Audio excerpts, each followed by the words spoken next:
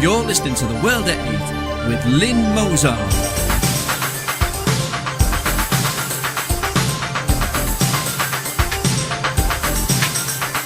The World at 8, the number one in nationalist news.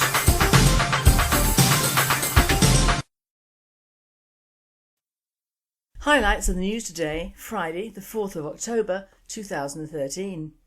British soldiers close last patrol base in Afghanistan. British Army to cut more jobs amidst rows. Tesco loses locked Muslim prayer room discrimination case. Nick Griffin MEP from the belly of the beast. Greece, survey Golden Dawn down but still third party. Majority of French believe Roma should leave France. Italy, Barilla president says he won't ever use gay families in ads. Madagascar crowd burns 2 Europeans to death over organ trafficking. US is nearly world's new #1 oil and gas producer. Thought for the day, what stinks isn't perfume but what's in it. And finally, only the Irish.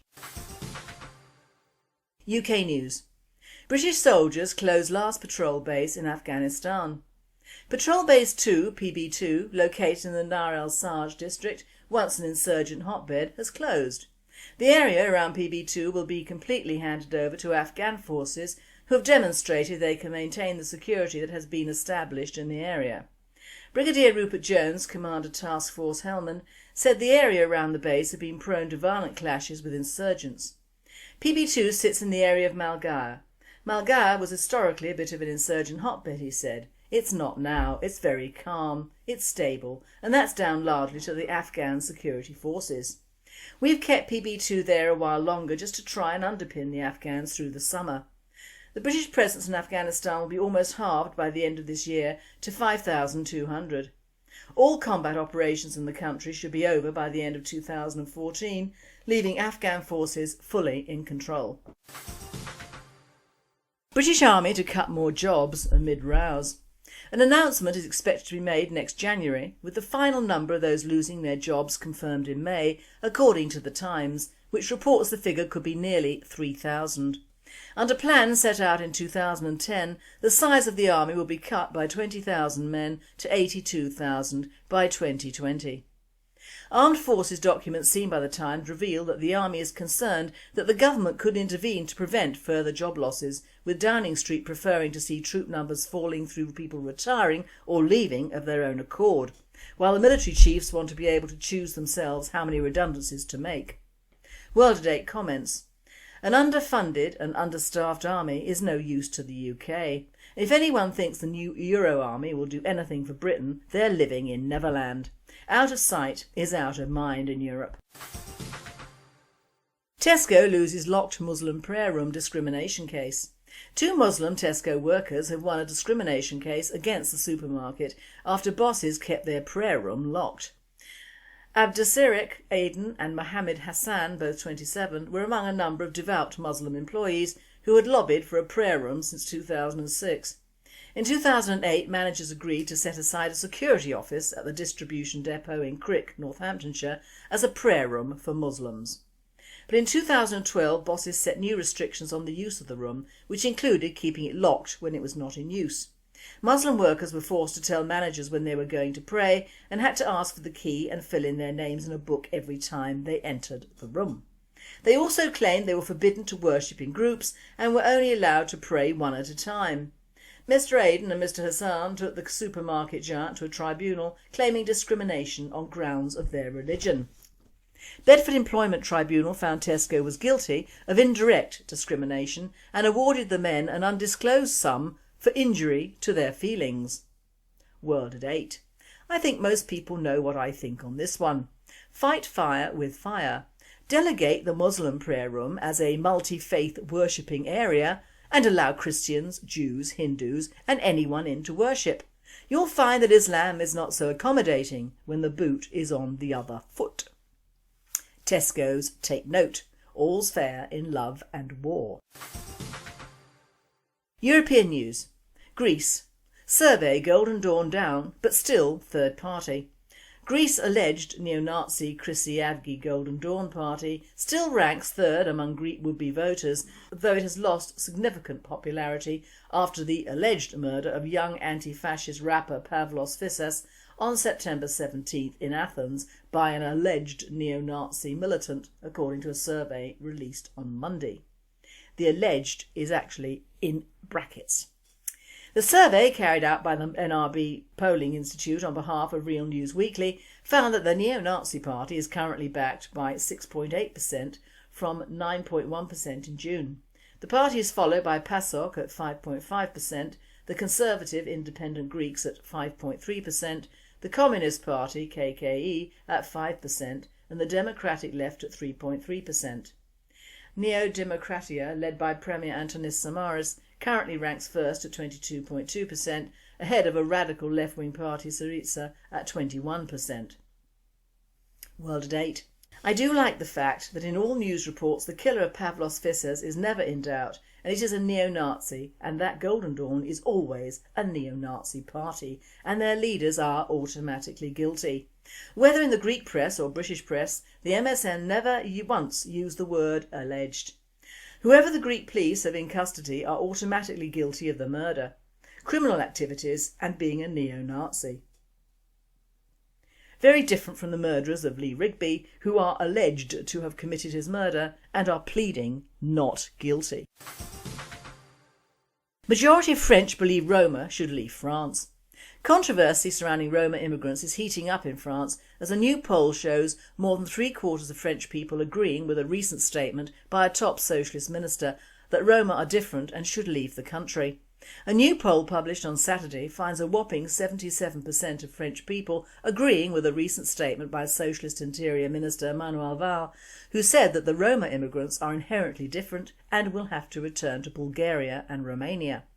According to the survey carried out by French polling agency BVA and commissioned by TV channel iTélé and daily newspaper Le Parisien, only 22% disagree with Valls, saying he should not stigmatise a segment of the population.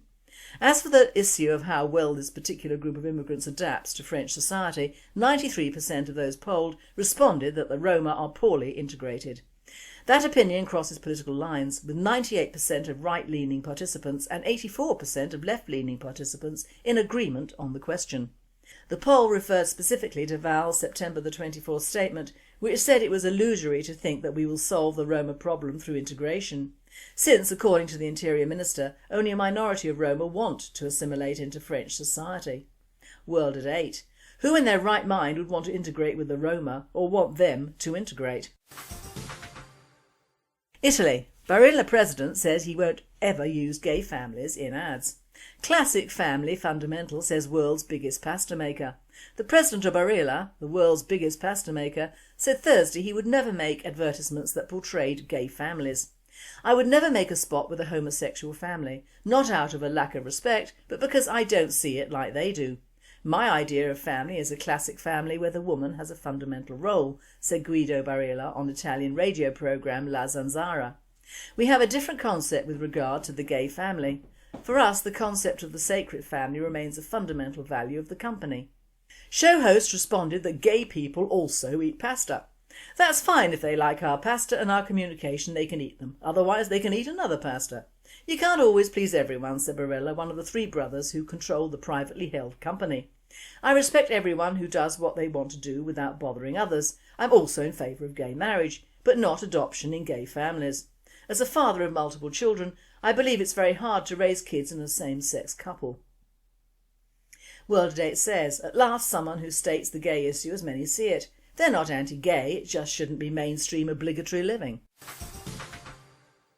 I now hand you over to Nick Griffin, MEP, who talks today about Golden Dawn and the persecution of the nationalist cause.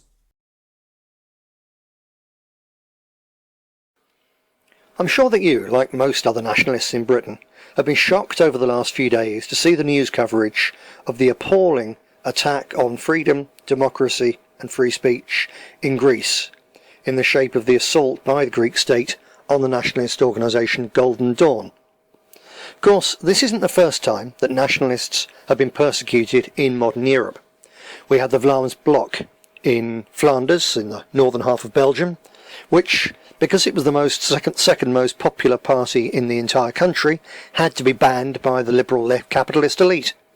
Fortunately, the Vlaams Blok, of course, were able to come back in the new guise of the Vlaams Belang and have continued to do pretty well ever since, despite the creation of another one of these phony UKIP-style safety valve parties to try and get in their way. But they're still there, they're still functioning. We're still here, we're still functioning.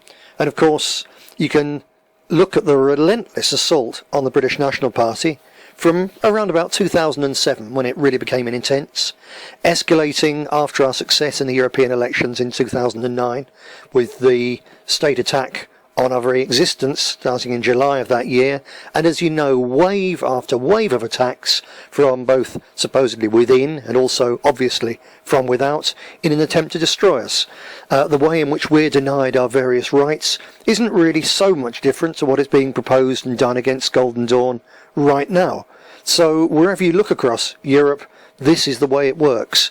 The tolerant are ever so tolerant until you actually threaten them, and then all of a sudden they become extraordinarily intolerant.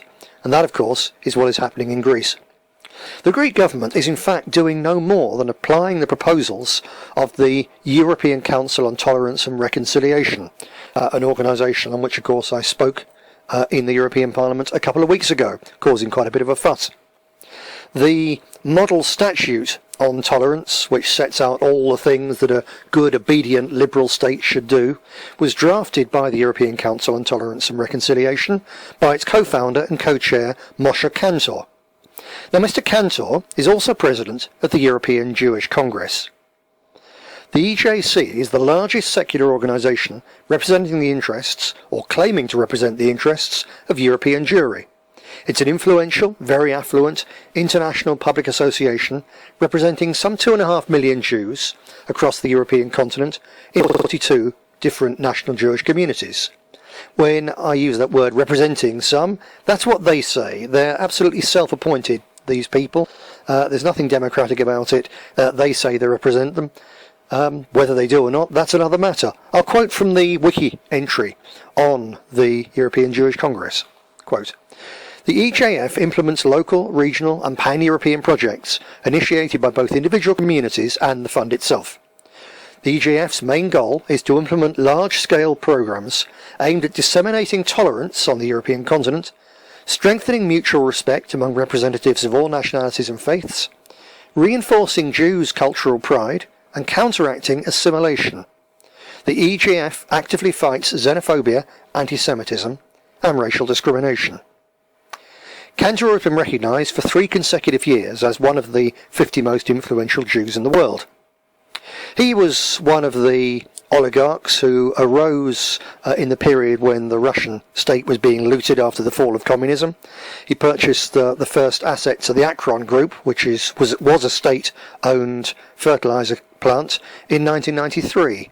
By 2012, Kantor's estimated worth was $2.3 billion US, making him the 39th richest businessman in Russia. He also serves as the president of the Museum of Avant-Garde Mastery, MAGMA, founded in 2001 in Moscow on his initiative. Some very interesting things going on here. Part of the aim of the Kantor and the European Jewish Congress is to publicise the achievements of outstanding individuals of Jewish origin in order to reduce the level of anti-Semitism, xenophobia and nationalism in Europe. This is why the EJF supports the Museum of Avant-Garde Mastery, which contains the world's largest and most important private collection of 20th century so-called Russian avant-garde art. The movement flourished in the early days of the former Soviet Union, from approximately 1890 to 1930 in particular, and included such artists as Marc Chagall, Chaim Soutine, Mark Rothko and Kandinsky. Now, the openly stated aim of this whole operation is not really about art, it's to boost the standing of Jews. In case you couldn't guess looking at the substandard droolings that individuals such as Chagall produced in the name of art, this museum actually has very little to do with art, and a great deal to do with what has to be described as Jewish Supremacism. Now you may think, oh, he's going a bit far here. Let's look at some phraseology here. Again, from Wiki. The European Jewish Congress focuses on promoting Jewish life throughout Europe by supporting programs to reinforce Jewish identity and Jewish pride, especially by reconnecting young people with their rich and vital Jewish heritage. Now, I think that's fantastic. I genuinely think that's really good that a people who've been through some, let's face it, pretty hard times in their history, who've been scattered all over the world, have this immensely powerful organisation which is openly and proudly focused on promoting their own life, cultural and ethnic life, to reinforcing their own identity and their own pride, especially by reconnecting young people with their rich and vital heritage. Isn't that absolutely tremendous? But now transpose the words. Reword the phrase like this: focuses on promoting British life throughout the UK and further afield by supporting programmes to reinforce British identity and British pride, especially by reconnecting young people with their rich and vital British heritage. See how it's different? Now all of a sudden, that's exactly what these people would describe as xenophobia, nationalism, anti-Semitism and all sorts of horrible things. If you rephrase it again, focuses on promoting white life throughout the world and further afield by supporting programs to reinforce white identity and white pride. Well, you see where I'm coming from? Absolutely unacceptable, isn't it? But is it? Sauce for the goose? Sauce for the gander? This discourse isn't merely academic. If you look at the website of the Greek Ministry of Foreign Affairs, as I did earlier on this afternoon, I come across a press statement about a visit by the Deputy Prime Minister and the Foreign Minister of Greece, meeting with American Jewish organisations in New York on the 25th of September this year, just the same time as the final preparations were being made for what's been the attempted crushing of Golden Dawn for the crime of being at approximately 20% in some recent opinion polls and rising when there's very important municipal elections coming along. And on Wednesday the 25th of September, the Deputy Prime Minister of Greece and the Foreign Minister, according to this statement, met on the margins of the UN General Assembly with representatives of the Conference of Presidents of major American Jewish organisations, the American Jewish Committee, the World Jewish Congress, B'nai B'rith, the American Israel Public Affairs Committee, the World Jewish Congress and the Anti-Defamation League. The American Israel Public Affairs Committee, incidentally, is by far the most powerful and influential lobbying organisation in the United States. During the meeting, the statement went on, the Foreign Minister referred to the strong historical ties between Greeks and Jews in the Eastern Mediterranean, went into depth on Greece's stance on all the major issues, especially concerning the Middle East and North Africa. Having outlined political and economic developments in Greece, he then underscored the importance to Greece, and I'm quoting, of the unwavering enforcement of existing anti-racist legislation and the categorical condemnation of racism, xenophobia, anti-Semitism and the instigation of ethnic or religious violence as extreme criminal acts. He stressed that the neo-Nazi elements assailing democracy and the rule of law will be marginalised by Greek society, which in its vast majority deplores intolerance and violence. Unquote. Now, I actually have no doubt the great majority of Greeks do indeed deplore intolerance and violence, but somewhere between 15 and 20% of them so deplore the violence that is being done to the Greek people and to the Greek nation by the globalists, by the banksters, by the Zionists, and by immigrants let loose on the streets by a police force which has lost control. That's precisely why they are turning to Golden Dawn, because they believe that nationalism can restore order and peace and decency to their society. And it really isn't for outsiders, whether they be American Jews or Zionists, or for that matter British nationalists such as us, to go preaching to the Greeks what they can and cannot do, let alone to go, as these various people have been doing, demanding to the Greek government that they stamp over the nationalists before they get even more support from their public. It really is completely out of order. In fact, if anything could create anti-Semitism, it's this. Now, I don't believe that it should create anti-Semitism. Anti-Semitism is in fact some kind of spectre created by these professional Jews, by these Zionists, by these Jewish supremacists, primarily as a way of herding their own people into accepting what they do. Let me give you a parallel. I can criticise the mafia very, very openly and plainly, in the bluntest possible terms, without anyone saying, Nick Griffin's anti-Italian. Because of course I'm not anti-Italian. I've got Italian friends, we have people of Italian descent in the British National Party. So why can't someone like me, why can't the whole world in fact, criticising what is in effect a Jewish mafia, this Zionist, racist, supremacist lobby that they have, why can't we criticise them without being told you're anti-Semitic? It's clearly a nonsense. The best proof of this perhaps is to look at what is said and written by that quite small but very, very significant and very, very brave group of anti-Zionist Jews who go out of their way. It's a very, very significant risk to themselves in terms of social ostracism and potential violence against them, all the whole gamut of persecution. They go to all those risks to tell people that people like Moshe Kantor do not speak for all Jews. He speaks for his clique, for his political extremism, what is in fact a brand of Jewish fascism. That's what Moshe Kantor stands for. Go online, look at the writings of someone like Gilad Atzmon, who's now living, he's of Jewish origin. He's living in exile in London. He's a jazz musician, as a matter of fact. I cannot stand jazz, but I know enough of what other people write to know that the man's a damn good jazz musician. And certainly I know enough of what he writes to know that this is a man who blows a hole in the extraordinarily crude, extraordinarily destructive and counterproductive, moronic Nazi attempt to say that all Jews are evil and all the rest of it. Gilad Atzmon, look at his writings. He describes himself as a secular Jew. He jokes and says he's a proud self-hating Jew because that's the label that's attached to him. I think the most effective and honest label for Gilad Atzmon is when he calls himself a Jew who hates Judaism, by which he means not people being Jewish, but this outrageous hypocritical extremism whereby they demand for themselves and their own people rights they seek to deny to everybody else. And that's the problem. I and other nationalists don't seek to deny anyone of any race or religion, creed or culture, including Jews, the right to preserve, celebrate and encourage their own identity. I think everybody has that right, including all the Jews of the world. But anyone, whatever their race and religion, who then seeks to deny that right to me and to our people is my enemy. And he's your enemy as well. It's as simple as that. So go online, look at what Gilad Atzmon writes about what he describes as Jewishness, quote, very much a supremacist, racist tendency, unquote.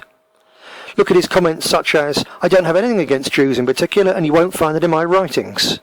But that he writes that America is about to lose its sovereignty and become a remote colony of an apparently far greater state, the Jewish state. Go and look at these things and think about it, and understand this isn't some kind of Nazi extremism.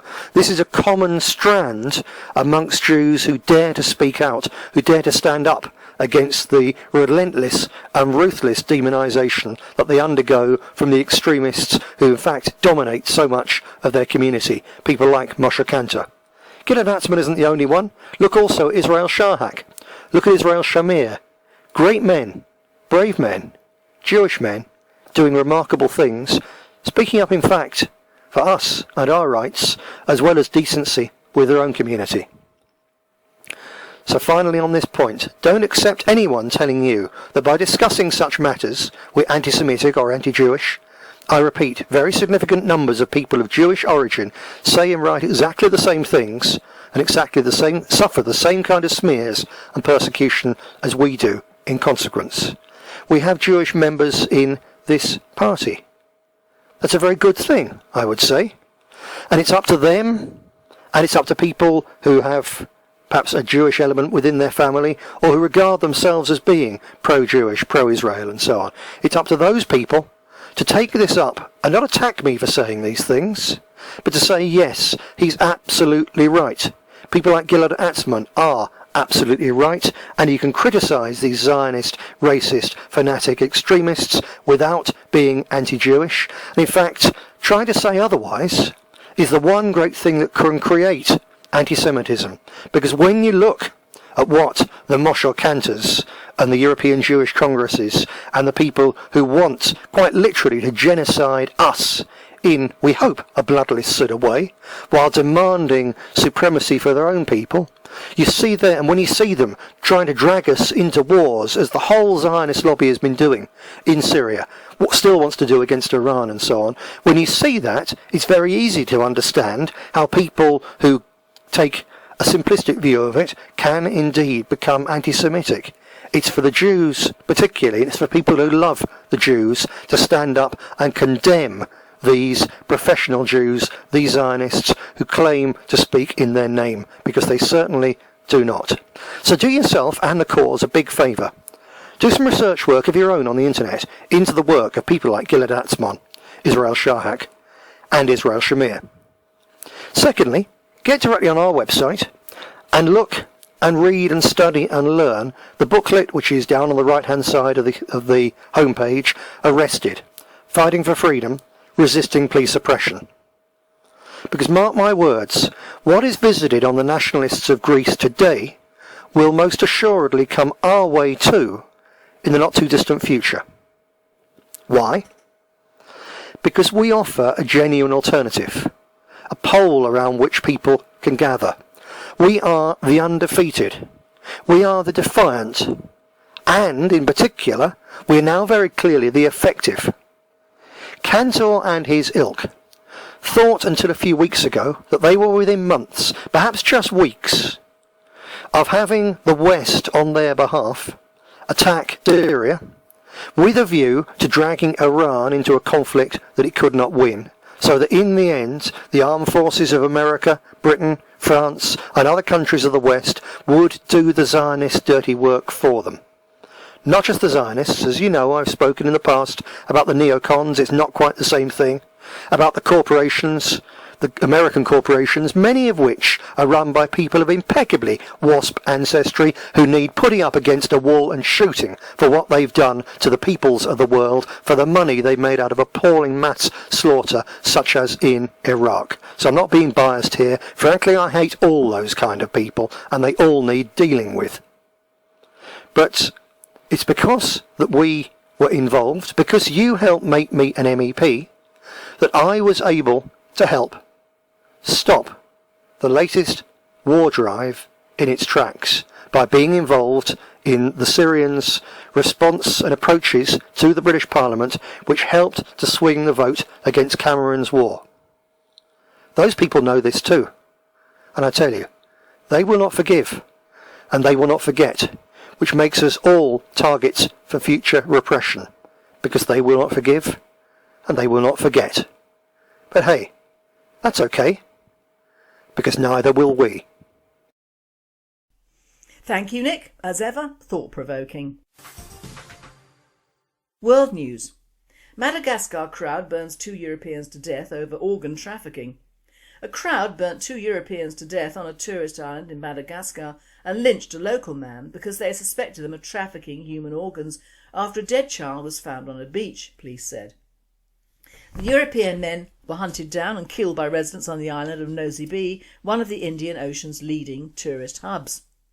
They, the crowd, suspected them of organ trafficking, Madagascar Police Chief Desar Johnson Rakondratsima said. It appears that one of the foreigners admitted it in front of a local resident after they found the dead body of a child. A third suspected organ trafficker, a Malagasy man, was also killed. He was lynched, Security Chief General Andrian Nazari said. The security forces arrived too late. One of the 2 dead Europeans was French, according to France's foreign ministry. A French Interior Ministry official said the body of a child had been found with organs removed. US is nearly world's new #1 oil and gas producer. The shale oil and gas boom has transformed energy markets so much that the US is on course to become the world's biggest combined oil and gas producer this year, if it hasn't already overtaken Russia.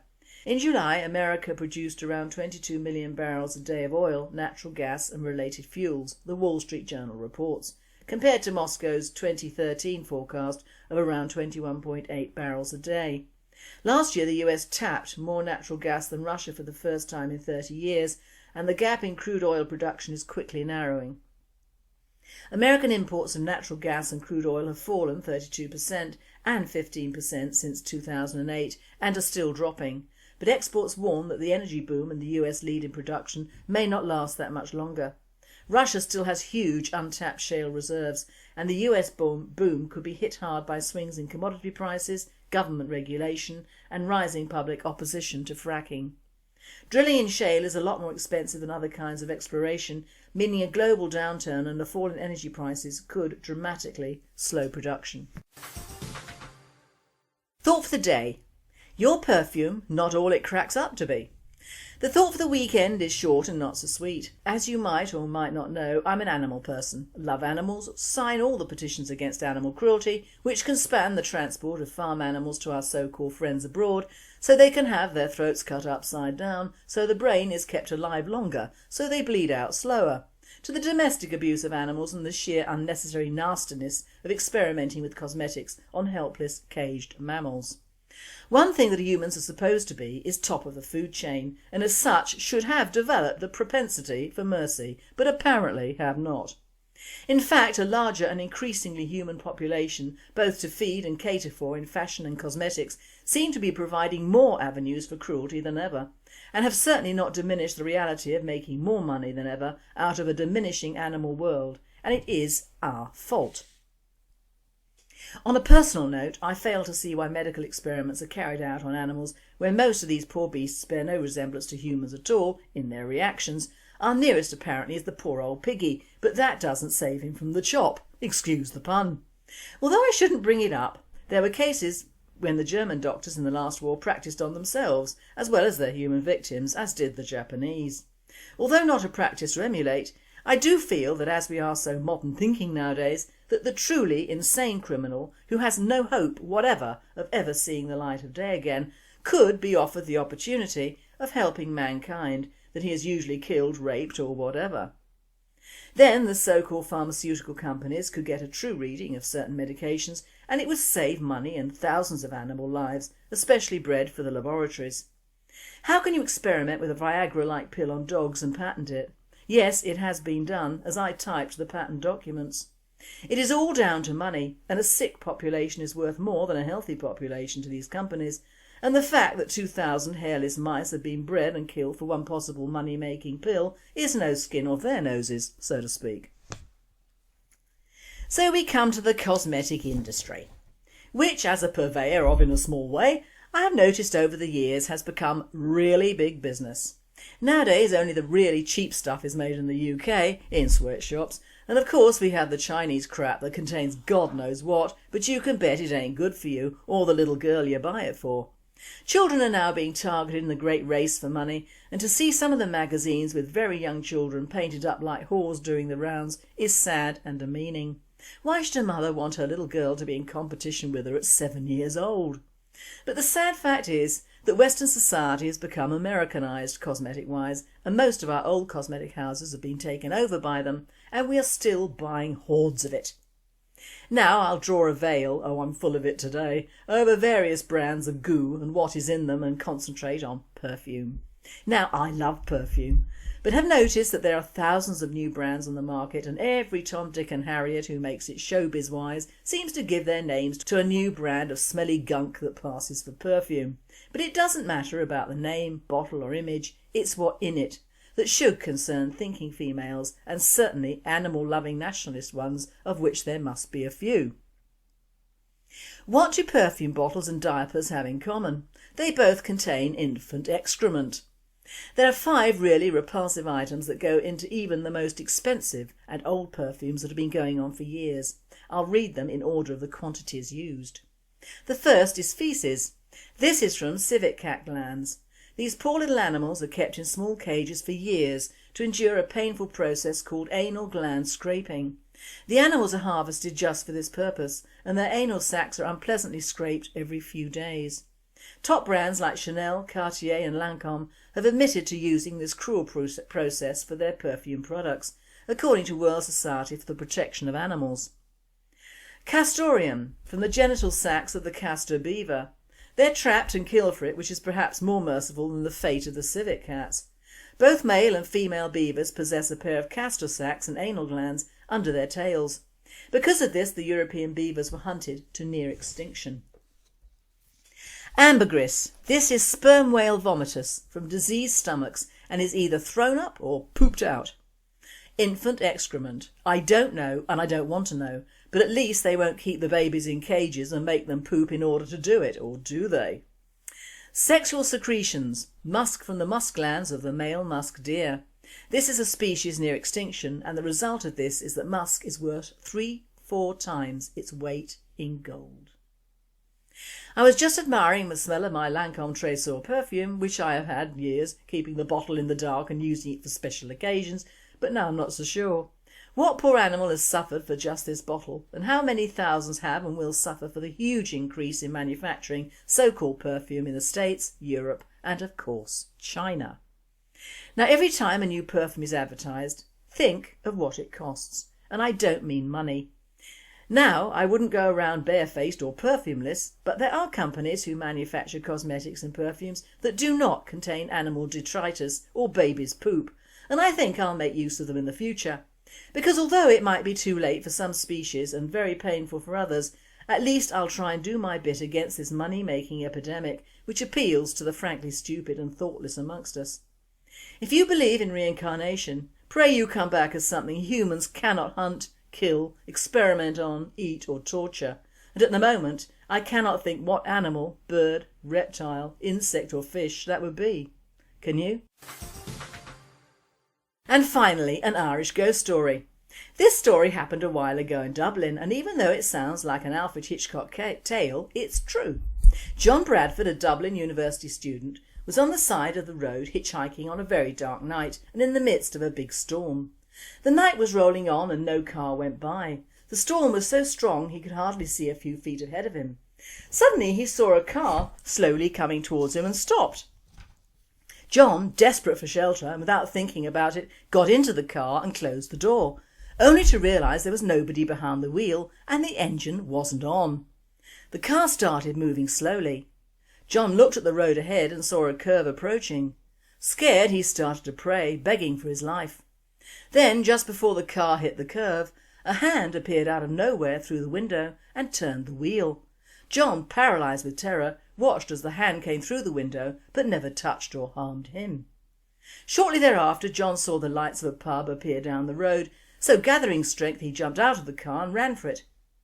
Wet and out of breath, he rushed inside and started telling everybody about the horrible experience he'd just had. A silence enveloped the pub when everybody realised he was crying and wasn't drunk. Suddenly the door opened and 2 other people walked in from the dark and stormy night. They, like John, were also soaked and out of breath. Looking around and seeing John Bradford sobbing at the bar, one said to the other, "Look, Paddy, there's that fucking idiot that got in the car while we were pushing it." You've been listening to The World at 8. I am Lynn Mozar, and I and the team at World at 8 and Radio Britain wish you all a very happy and a very safe weekend.